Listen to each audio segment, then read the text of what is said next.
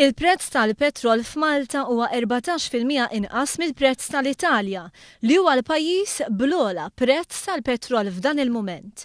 Il-prezz tad-diesel f'Malta huwa 17% irħas mill-prezz fir-Renju Unit, li huwa l-pajjiż bl-ogħla prezz tad-diesel fl-Ewropa bħalissa. Għal dan il-Partit Laburista li fistqarrija fisser kif l-inkompetenza ekonomika tal-kap nazzjonalista Simon Busuttil qed wassal biex il-partit fl-oppożizzjoni jibqa' jagħmel stqarrijiet għal kollox żbaljati.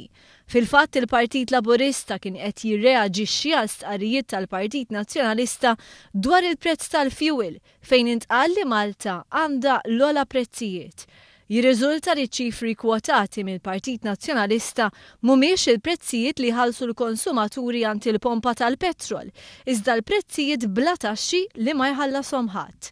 L-istatistika tal-Kummissjoni Ewropea tindika li l-prezz tal-petrol f'Malta bħalissa huwa 4 ċenteżmi irħas milli kien fl-aħħar ġimgħa tal-Gvern Nazzjonalista.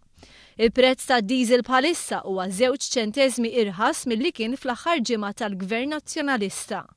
Il-Partit Laburista qal li b'dawn l-iżbalji ekonomiċi mhux ta' bxejn li Simon Busuttil kien ippreveda li pajjiżna jitlob bailout jekk jitla' Gvern Laburista.